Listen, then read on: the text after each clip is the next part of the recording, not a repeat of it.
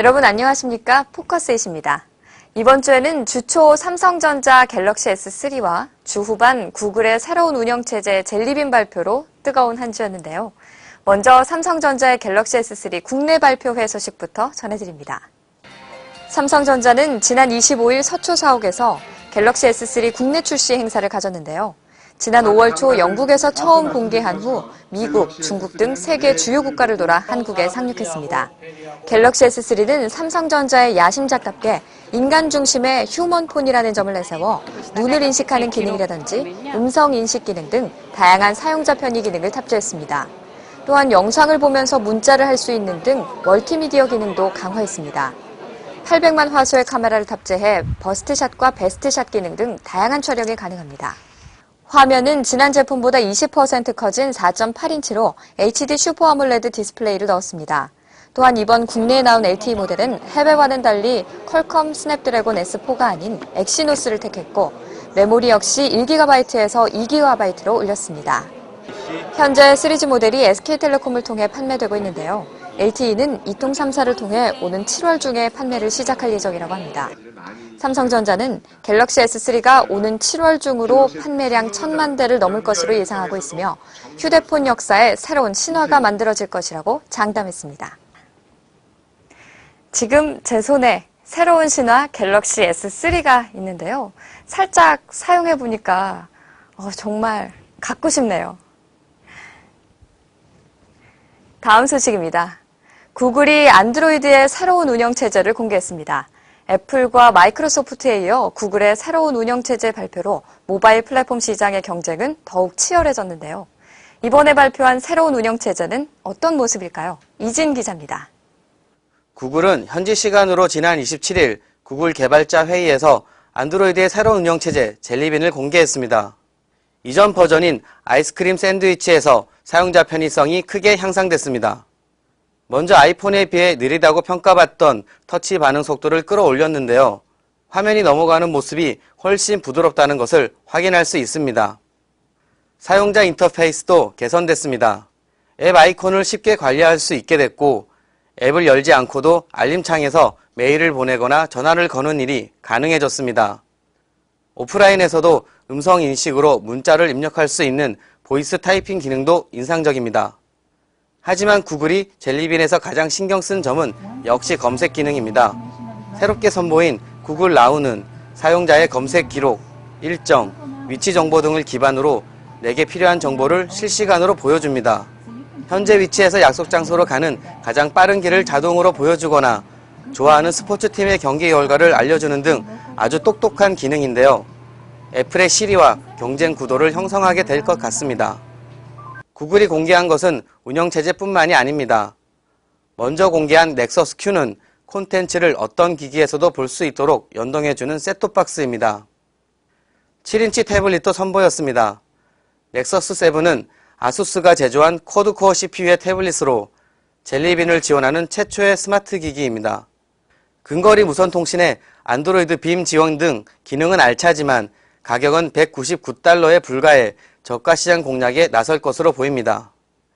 안드로이드 기반의 스마트 기기가 4억 대를 넘어섰다고 합니다. 거대한 만큼 사용자 편의성을 강화한 젤리빈의 등장은 반가운 일인 것 같습니다. 애플의 iOS 6와 마이크로소프트의 윈도우 8, 그리고 이번 구글의 젤리빈 발표로 모바일 플랫폼 시장은 주도권 경쟁을 위한 본격적인 3파전이 시작됐습니다. 미디어잇 이진입니다. 개인의 IT 기기를 업무에 활용하는 BYOD 환경이 늘어나고 있는데요. 여기서 중요한 점은 보안과 다양한 기기를 제어하는 것이라고 합니다. 이것을 해결할 수 있는 새로운 통합 시스템이 있다고 하는데요. 한만혁 PD가 현장에 다녀왔습니다. 최근 업무에 모바일 기기를 활용하는 비율이 늘고 있습니다. VM웨어와 에이콘의 공동조사 자료에 따르면 국내 직장인 중 개인 모바일 기기를 업무에 활용하는 비율이 96%에 이른다고 합니다. 또한 모바일 기기를 이용해 사무실 외의 공간에서 업무를 수행하는 비율도 82%나 된다고 합니다. 이런 변화는 기업의 IT 관리자에겐 그리 달가운 일이 아닙니다. 데이터 외부 유출 위험이 크기 때문입니다. 일부에선 보안상의 이유로 특정 기기 외에는 사용할 수 없게 하는 경우도 있습니다. 하지만 직업 특성상 다양한 운영체제의 기기를 사용할 수밖에 없는 경우 어려움을 겪을 수밖에 없습니다. 림이 이런 불편을 해소하기 위해 모바일 퓨전 솔루션을 발표했습니다. 모바일 기기의 데이터를 통합 관리하는 솔루션인데요. 가장 큰 특징은 다양한 운영체제의 기기를 컨트롤할 수 있다는 것입니다. 자사 운영체제를 쓰는 블랙베리와 플레이북은 물론 안드로이드, iOS 운영체제를 쓰는 모바일 기기까지 모두 관리할 수 있습니다. 관리자는 블랙베리 모바일 퓨전 스튜디오를 통해 원격으로 직원들의 모바일 기기를 모니터링하고 카메라를 차단하거나 일부 데이터를 복사하는 것도 가능합니다.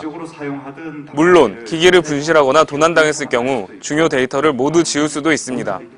또한 운영체제에 따라 탈옥이나 루팅 여부도 감지하며 백업과 로밍과 같은 기능도 비활성화할 수 있습니다. 림의 게리 차드리 수석 매니저는 자신의 모바일 기기를 업무에 활용하는 BYOD 환경에 꼭 맞는 솔루션이라며 앞으로도 다양한 제품 개발을 통해 기업 환경을 도울 것이라고 말했습니다. 현재 블랙베리 모바일 퓨전은 비공개 베타 테스트 중이며 내년 초 정식 출시될 예정입니다. 미디어잇 한만영입니다. 이 밖에 6월 마지막 주에는 또 어떤 일들이 있었는지 간추린 뉴스입니다. AMD가 단일 GPU 중 세계에서 가장 빠른 라데온 HD 7970GHz 에디션을 출시했습니다. 그래픽코어 넥스트 아키텍처를 사용해 성능과 화질을 강화한 것이 특징입니다. 배틀필드 3, 데이어스 EX 등의 고성능 게임을 최고 해상도로 즐길 수 있습니다. 3GB GDDR5 메모리를 넣었으며 PCIe 3.0을 지원합니다. 마이크로소프트가 오는 2013년 태블릿 PC 판매량이 데스크톱 PC를 앞지를 것이라고 전망했습니다. 하지만 데스크톱 PC나 노트북 사용자들에게 등 돌리는 일은 없을 것이라고 강조했습니다. 또한 터치 인터페이스의 등장에 따라 PC도 터치 입력을 지원할 것이라고 전망했습니다. 업계는 아이폰 5 공개 시점을 오는 10월경으로 예측하고 있었는데요. 예상보다 일찍 출시될 것 같습니다. 대만경제일보는 부품업계 소식통을 인용해 오는 8월 하순경 출시될 가능성이 있다고 보도했습니다. 또한 3.99인치 디스플레이에 인셀 터치 패널을 적용하고 시리 기능이 강화될 것이라고 예측했습니다. 삼성, LG 등 대기업에 이어 게임업계에서도 기술 유출 논란이 일고 있는데요. 게임업계에 따르면 게임업체 블루사이드는 중국 샨다게임즈의 자회사 아이덴티티 게임즈가 자사의 게임 엔진을 무단으로 사용해 드래곤 네스트를 개발했다고 주장했는데요. 검찰 조사 결과에 따라 서비스 중단 여부가 결정될 것으로 보입니다. 블레이드 앤 소울이 6월 30일부터 정식 서비스에 들어갑니다. 이용 요금은 30일 무제한 이용에 23,000원으로 책정됐습니다. 불소는 지난 21일 오픈 베타 테스트를 진행한 결과 1시간 만에 동시 접속자 15만 명을 기록했으며 나흘 만에 PC방 점유율 1위를 차지했습니다. 네오위즈 게임즈가 액션 MMORPG 레이더즈를 공개했습니다. 필드 위에서 보스몬스터와 전투를 벌이는 레이더즈는 액션의 사실감을 강조한 논 타겟팅 방식을 적용한 것이 특징입니다. 공개 서비스는 오는 7월 5일부터 시작합니다. 이동통신 재판매 MVNO 서비스의 새로운 홍보 용어가 선정됐습니다. 방통위는 공모전을 개최한 결과 통신비를 아끼면서 알뜰하게 생활하는 데 이동통신 재판매 서비스가 도움이 되기를 바란다는 의미에서 알뜰폰으로 결정했다고 밝혔습니다. 행정안전부와 경찰청은 운전 중 화상 표시 장치 전반의 시청 및 조작을 제한하는 도로교통법 개정안을 내놨습니다. 여기서 화상 표시 장치란 내비게이션, 스마트폰, 태블릿 PC 등 화면을 갖춘 IT 기기를 말합니다. 이를 위반할 경우 이륜차 4만 원, 승용차 6만 원, 승합차 7만 원과 함께 벌점 15점이 부과됩니다.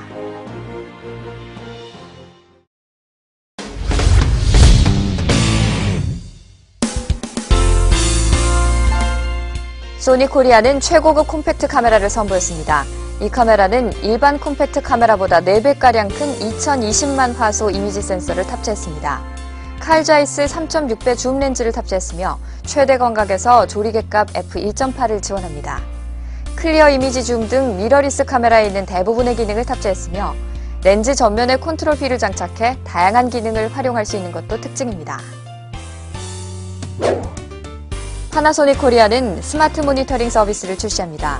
이 서비스는 일방적인 모니터링만 하는 기존의 보안 카메라와는 달리 스마트폰이나 태블릿 PC를 이용해 보안 카메라가 설치된 상황을 24시간 확인하며 위급 발생 시 스마트 기기를 통해 신고 및 경고음을 울리게 하는 기능 등이 있습니다. 오늘 준비한 소식은 여기까지입니다. 줄기차게 달려온 올해가 절반을 지나 꺾어지기 시작했는데요. 연초에 세웠던 계획들 잘 진행되고 있는지 한 번쯤 점검해 볼 시간인 것 같네요. 새로운 7월 멋진 휴가 계획도 세워보시기 바랍니다. 저는 다음 주에 알찬 소식들 준비해서 다시 찾아뵙겠습니다. 시청해주신 여러분 고맙습니다.